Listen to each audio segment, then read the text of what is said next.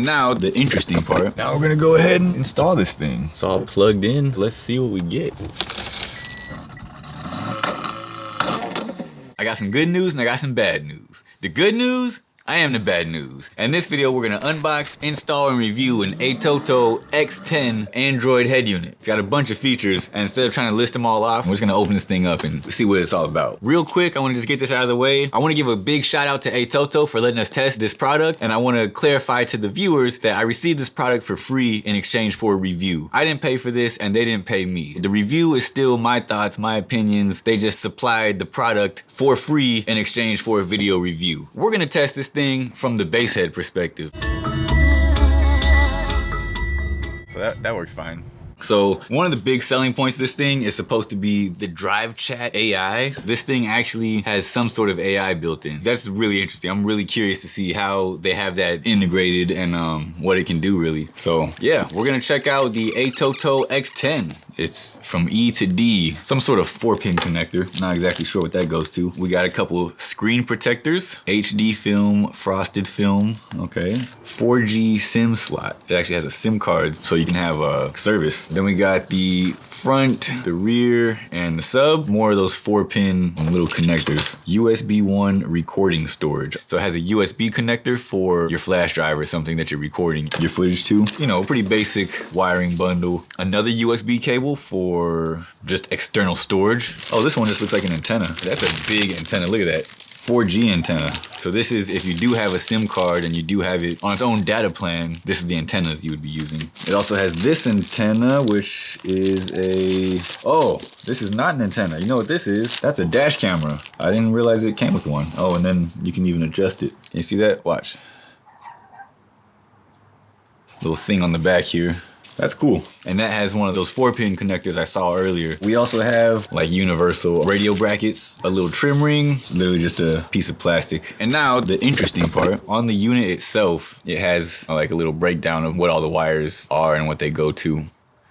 That's pretty cool. It has those kind of buttons that aren't really buttons. It's just like you cover up the little light and that's the button. Not a huge fan of those, but that's definitely not a make or break thing. That's just my personal preferences. Something to be aware of, you know. Really sounds like this thing is leaning heavy on the voice commands and the AI aspect of it. So in the back, it just has all the various connectors. Let me see if I can get that not to be super glary. It's kind of hard to show the screen, but it's really sleek. It comes with a whole bag of wiring and like all the stuff you need. However, no matter what aftermarket radio you're installing, the wiring harness is going to be specific to your car. This is what the X10 comes with, and then you have to solder the ends of this Metro wiring harness onto the appropriate ends of the radio's harness. Doing it this way just makes it removable and just makes it a little cleaner, a little more professional. Just if you're installing a radio, use a wiring harness. So pretty much the idea, you hold the solder to the wire, you hold the soldering iron to the wire. You don't hold the soldering iron to the solder. There's 4 out of the bunch I gotta do. Let's go ahead and cut to the install. All right, now we're at the part where we actually changed this head unit. Here's what we got so far.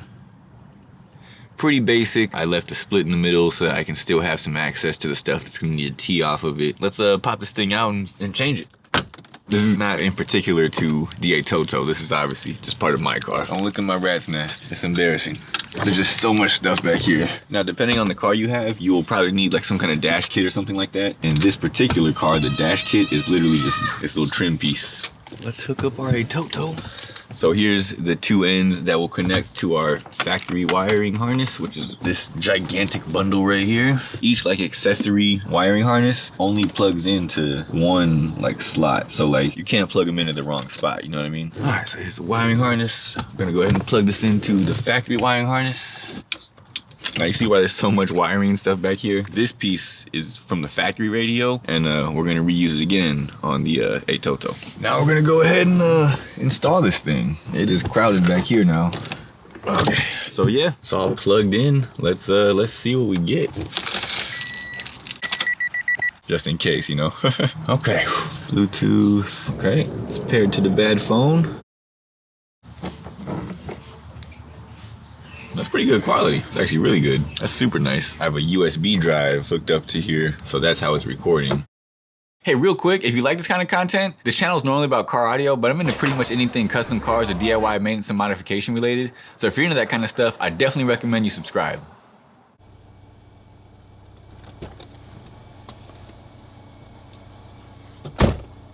I wanted to use the footage from my dash cam. Guess we'll test this thing out. And unfortunately, when I went to get the footage off of my flash drive, my computer said it couldn't read the drive. I'm not sure if that's because it's a Mac Windows thing or if it's something else altogether. That's something to be aware of. If you have a Mac, that footage is gonna be stuck on there. So the camera that it comes with is for the dash cam, which is pretty cool. I wasn't necessarily expecting that. So now it's connected to my phone through like CarPlay, and that works. There's been no problem with that. Like, that works just fine.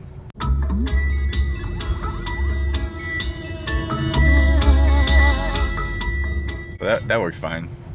Like, I'm trying to connect to my phone's hotspot, and it's just not wanting to do it. Lost connection to the CarPlay for a second. Okay, it's regained. Not the most stable connection, it seems like.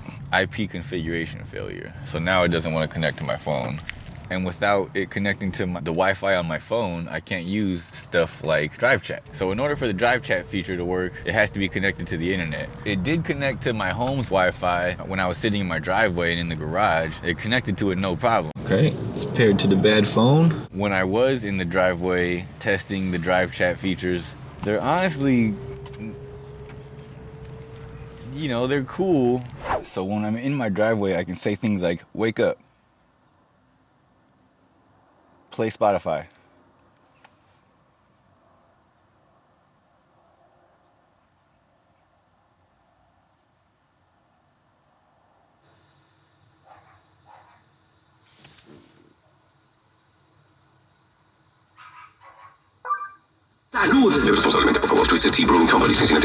That's definitely not Spotify, but it's mostly just voice control and also voice chat that you can ask one question to. New, where is E40 from?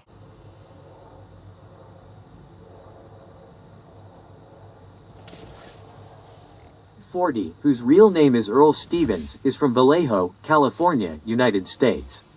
He is a well-known rapper, actor, and entrepreneur who has made significant contributions to the hip-hop scene. So I mean, that's cool, you know. It's certainly like an interesting feature, but if I'm being completely honest, it's not super useful. It does do things like, you know, you can turn up the volume, turn down the volume, set the volume to a specific number, turn up the brightness, turn down the brightness, things like that. To me, it seems like a lot of hype, but not necessarily a lot of purpose. You know what I'm saying? Like, it does do the things it claims to do. I'm not saying it doesn't do the things it claims to do, but it's like their voice commands, you know? It's not AI. The idea is cool, but it's just honestly not all that useful. You can talk to it if it will connect, and in my experience, it will frequently not connect. So there's that. You know what I mean? It's got the makings of some pretty cool features. I do like the fact that, like, at least with CarPlay, I can use Google Maps pretty standardly. Now let's see if we use the DriveChat feature, but it does have wake up features, so I can say, like, wake up, where is the closest target?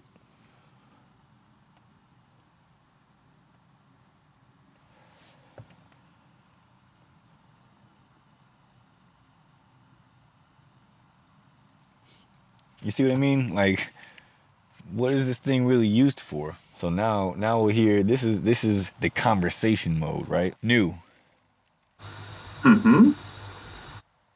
What's a good system for... If you have any more questions or need further information, feel free to ask. The question it says is, It literally responded to itself. So, like, that's cool, but I'm not sure exactly how you would use that. And like I said, it's only working in the driveway. When I was cruising around, it didn't want to work. So, you know, there is also that element. Like, it's cool that it has it, but like, I'm not exactly sure what I would do with it, if I'm being completely honest. So just kind of like to give a quick recap of my overall thoughts on this thing. The pros, I really like the interface. The interface looks nice. It's pretty smooth. The image quality is really nice. The sound is pretty clear, although if I was bumping it when I turned the car off, when I turned the car back on, I got this really weird, as a bass head, as a car audio person, it's like an instant red flag. So like, oh my God, my amps. You're trying to turn it down, you know, and it doesn't have a knob, so you gotta like tap the little light. I really like the fact that it came with a dash cam, and the image from the dash cam is super, super clear. And the CarPlay features worked super well. Like all the CarPlay stuff, the Spotify and like the Google Maps and all that kind of stuff, it worked excellently. Okay, that's kind of cool.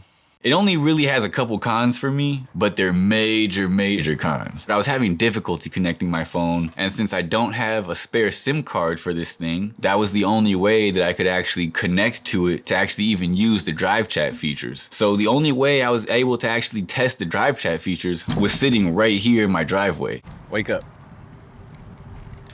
Nothing. Almost all of the features on this thing require a connection, which is already kind of an issue, but it wouldn't be such a big issue if connecting to it and getting it online was super easy. But in my experience, it wasn't super easy because it basically would not connect to my phone. Yeah, it's not even showing my phone as an option. When it does work, the features are actually pretty cool. Not the DriveChat. That, personally, I think that's kind of dumb. But all the other features are really cool. I still have it installed right now. I'm giving it a chance. Like, I do like this thing. Like, I like where it's going, but it's like, I have to try to like it, you know what I mean? Not because it's bad, but because it's like I see the potential in it and I see where kind of the ball was dropped, you know what I mean? For that reason, if I'm being completely honest, man, unfortunately, I can't give this one my stamp of approval, but I don't necessarily discourage you from trying it yourself. Just, you know, I'll put it to you this way. I got this for free and still barely like it. So I know I didn't give this my stamp of approval. However, I am still obligated to put the link down in the description. That link is an affiliate link, which means that I'll receive a commission if you make a purchase. There's also a discount code in the description. Again, I'm putting those links down there, but I'm doing that because that's part of the deal. The link is more for research purposes. They might have some other great stuff that you could check out. Thanks for watching. If you like this kind of content, I definitely recommend you check out this video where we installed some new speakers in my Scion XB. And yeah, I guess with that being said, that's pretty much all I got for this one. So always see the bad news first. Skirt!